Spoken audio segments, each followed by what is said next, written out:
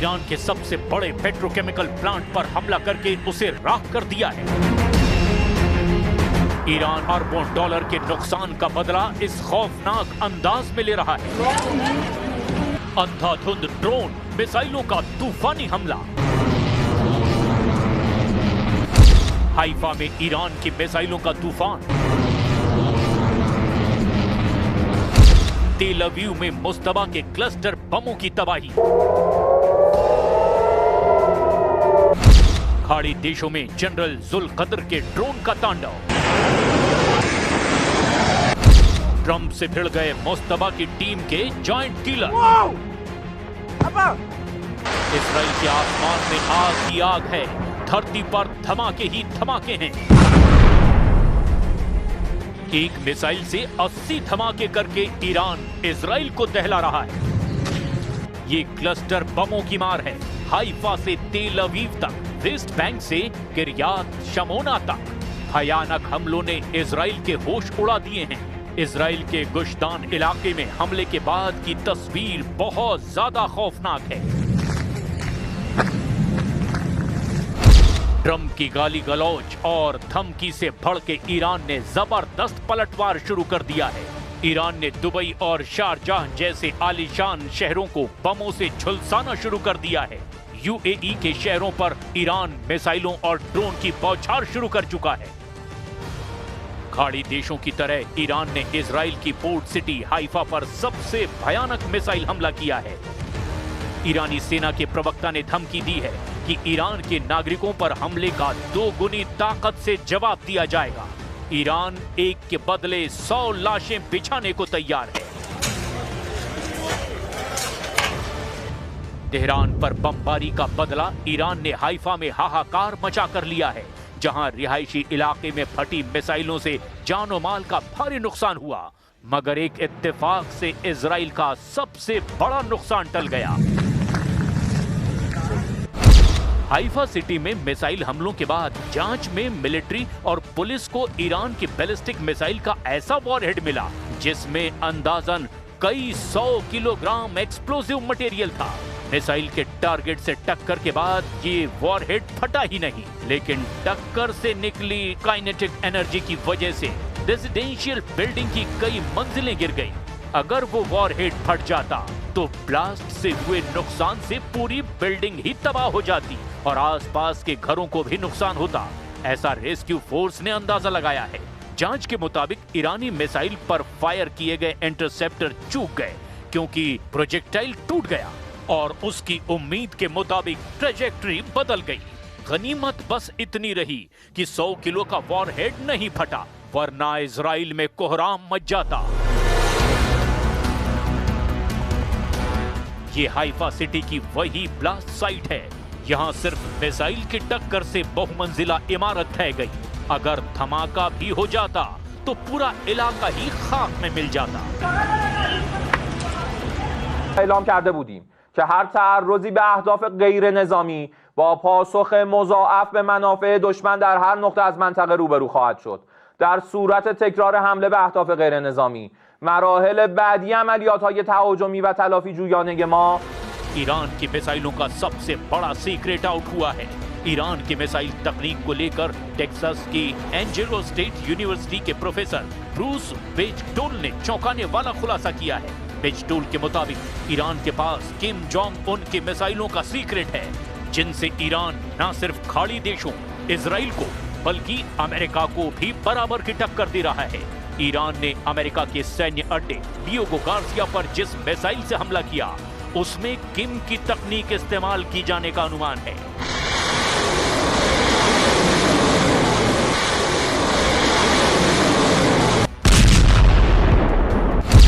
Experts के मुताबिक वो ईरान की मिसाइल मुसुदान थी। मुसुदान मिसाइल को उत्तर कोरिया ने बनाया है। ईरान ने साल 2005 में ऐसी 19 मिसाइलें उत्तर कोरिया से खरीदी थी। ईरान ने 1990 के दशक में उत्तर कोरिया से 9 डोंग मिसाइलें भी ली थी। इसके बाद ईरान ने अपने यहाँ इसकी तकनीक पर काम किया। इसी तकनीक से ईरान ने इमाद और कादर मिसाइल भी बनाई। रिपोर्ट के मुताबिक ईरान के पास 1000 किलोमीटर तक मार करने वाली शॉर्ट रेंज और 3000 किलोमीटर तक पहुंचने वाली मीडियम रेंज मिसाइल भी है।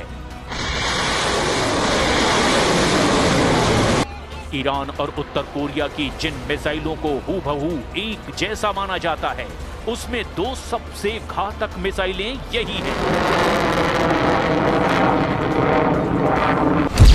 ईरान की कई बैलिस्टिक मिसाइलें उत्तर कोरिया की QIAM की तर्ज पर ही बनी हैं। वहीं ईरान की शाहब 3 मिसाइल उत्तर कोरिया की नोडोंग मिसाइल से मिलती है। ईरान ने इन्हीं हथियारों से खाड़ी देशों में अमेरिकी सैन्य ठिकानों को तबाह कर दिया। किम जोंग उन ट्रंप से कट्टर दुश्मनी निभाने के लिए कुख्यात हैं।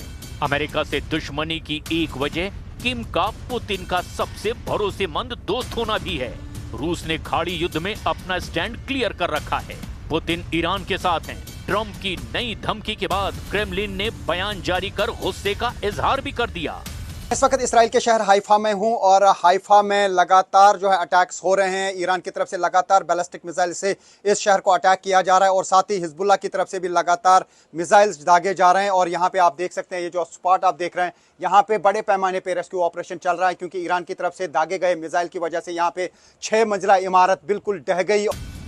रूस ने बता दिया है कि वो ईरान को सैन्य मदद पहुंचा रहा है।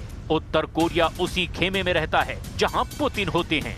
चीन खुलकर ना सही, लेकिन ईरान की मदद कई तरीकों से कर रहा है। ईरान की प्रॉक्सी फोर्स ने भी अब युद्ध में खुलकर हमले शुरू कर दिए हैं।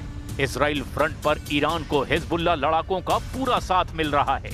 हिजबुल्लाह फाइटर इजराइल पर अंधाधुंध ड्रोन बमों की बौछार कर रहे हैं। ईरान समर्थित लड़ाका फोर्स के टारगेट पर इजरायली सेना के अड्डे हैं।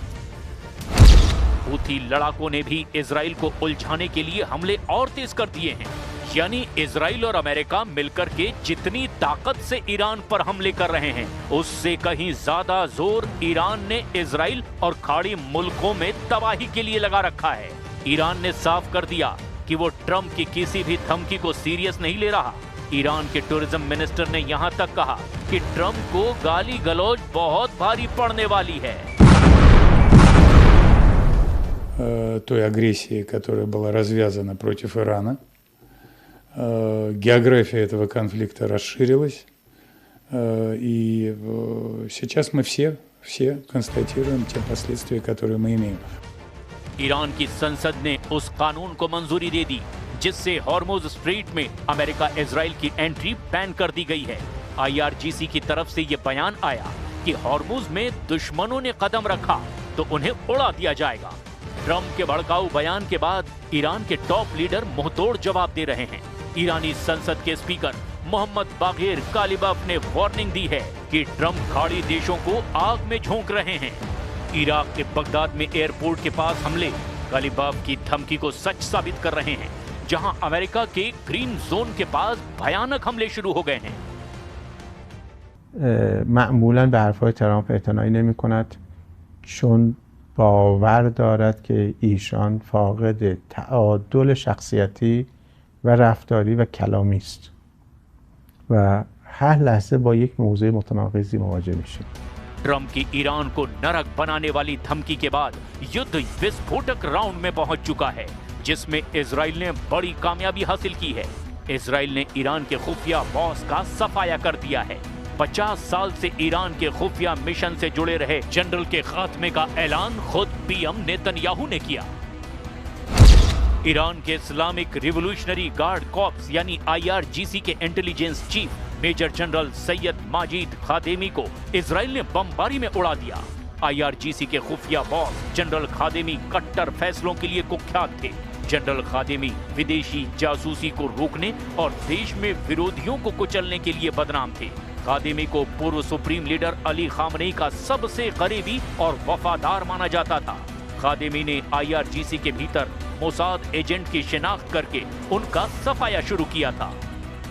जैसे जैसे युद्ध आगे बढ़ता जा रहा है, ईरान के जनरलों की जान जाती जा रही है। ट्रंप और नेतन्याहू के हिट लिस्ट में अभी ईरान की लीडरशिप के कई नाम शामिल हैं। ट्रंप के नरक लोक वाले हमलों का अभी सिर्फ ट्रेलर भर दिखा है। अमेरिका फुल फोर्स में जब हमला शुरू करेगा तब ईरान कैसे बचेगा? क्या रूस, चीन और तुर्की जैसे देश ईरान को बचाने युद्ध में कूदेंगे? क्योंकि अमेरिका को अभी नहीं रोका गया तो फिर दूसरे विश्व युद्ध जैसा एटमी धमाका बहुत जल्द हो सकता है।